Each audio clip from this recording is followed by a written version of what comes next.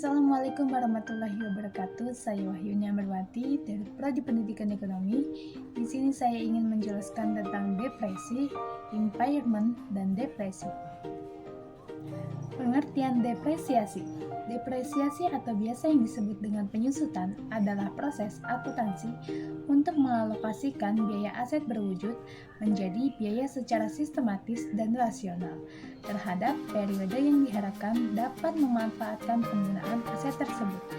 Mengalokasikan biaya berumur panjang, yakni aset tetap atau bahan depresiasi atau penyusutan tidak berwujud, yakni biaya amortisasi, sumber daya mineral, yakni biaya deflasi.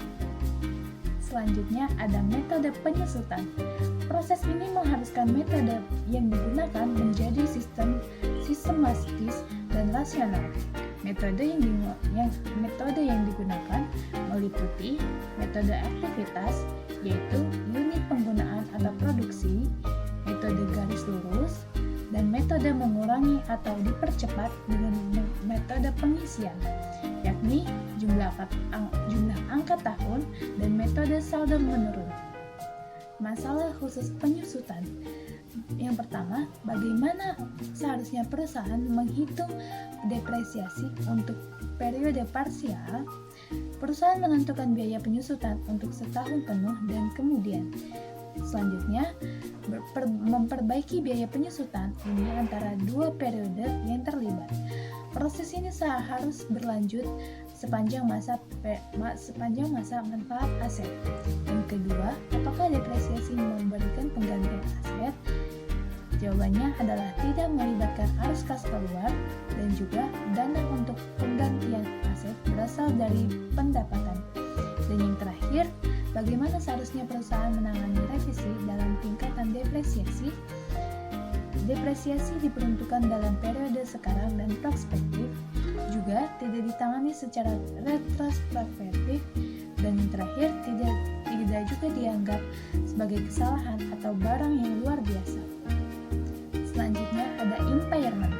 Aset berwujud berumur panjang mengalami penurunan nilai apabila perusahaan tidak dapat memulihkan nilai tercatat aset baik melalui penggunaan atau dengan menjualnya.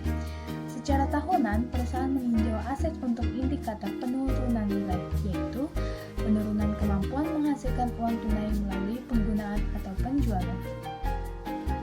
Yang terakhir ada depresi. Depresi merupakan proses pengalokasian biaya sumber daya mineral. Sumber daya alam dapat dibagi menjadi dua kategori.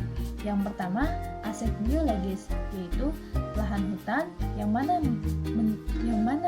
ini adalah pendekatan nilai wajar. Dan yang kedua, sumber daya mineral seperti pertambangan minyak, gas, dan mineral, yakni penghapusan lengkap konsumsi aset dan penggantian aset yang hanya dengan tindakan alam. Sekian penjelasan dari saya, kurang lebihnya mohon maaf. Wassalamualaikum warahmatullahi wabarakatuh.